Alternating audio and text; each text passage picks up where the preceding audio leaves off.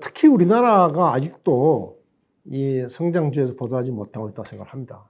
사실 그동안에 그 대통령 선거를 하면서 우리나라에 굉장히 좋은 말이 많이 나왔어요. 뭐라고 나왔느냐? 녹색 성장. 사람들이 성장을 환경을 해친다 그러니까 그러면 녹색으로 하면 되지. 녹색 성장. 그 다음에 성장을 하니까 뭐 이게 양극화가 생긴다. 그러니까 그러면 소득주도 성장을 하면 되지. 그렇죠? 그 다음에 성장이 꼭 좋은 게 아니라 좀 여러 가지 부정적인 것이 있잖아. 그러니까 그럼 정의로운 성장을 하면 되지.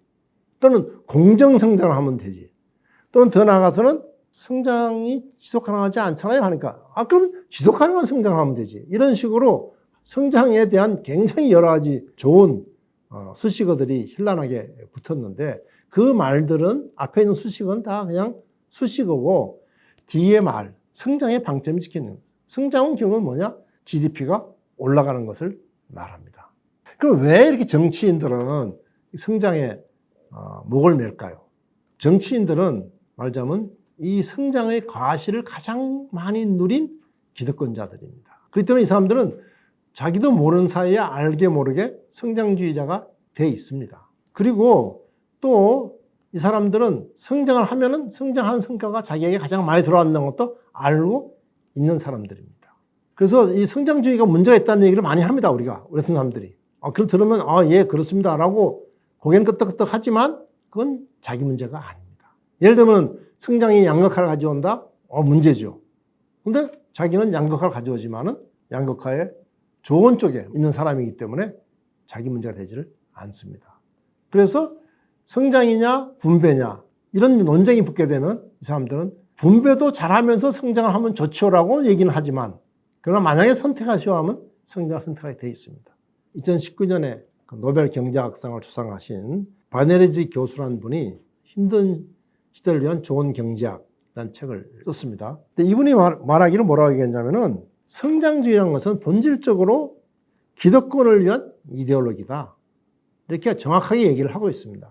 그래서 빠른 성장에 집착을 하느라서 빠른 성장, 또 미래 성장 이런 걸 내세우면서 결국은 가난한 사람을 희생시키는 그런 정책을 할 가능성이 높고 그리고 성장을 유지하기 위해서 기업 친화적인 정책을 내세우기가 일쑤이고 심지어는 부유층만 살찌우는 반빈민 정책이나 친부유층 정책을 쓰게 된다라고 얘기를 하고 있습니다.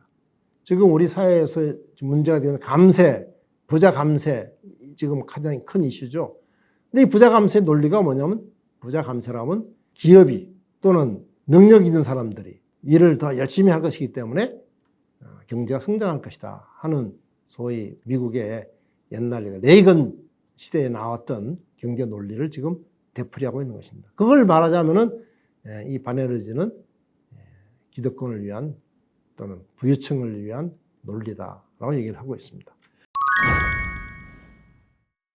우리나라에서 정치하는 사람들은 우리나라의 상위 0.1% 내에 들어가는 엘리트 기득권층입니다. 그러니까 저는 뭘 얘기하냐면 그런 사람들이 정치하지 말란 얘기를 하는 것이 아니라 그런 사람들만이 정치하지 말란 얘기예요.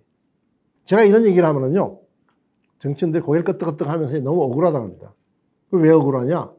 사실요, 우리가 성장이나 개발을 얘기하지 않으면요, 표를 안 찍어줘요.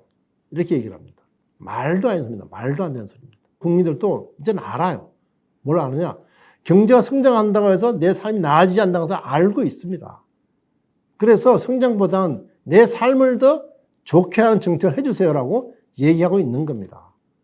안토니오 그람시가 문화적 헤게모니라는 말을 하고 있습니다. 그게 무슨 말이냐면 사람의 머리를 지배하면은 사람의 가슴과 손을 지배할 수 있다고 합니다. 그래서 결국은 이 정치한 사람들은 부단히 우리 국민들에게 성장이 모든 것을 해결한다고 부단히 각인시키고 있습니다. 거기에 보수 언론이 나팔을 불고 있고요. 그래서 사람들은 성장시나 성장 중독으로부터 벗어나기가 대단히 어렵다는 얘기입니다. 그래서 저는 제대로 된 정치인이 있다고 한다면은 국민들을 성장으로 속일 것이 아니라 국민 여러분의 삶을 내가 책임지겠습니다. 그것도 어려운 국민의 삶을 책임지겠습니다라고 얘기를 해야 된다고 생각합니다.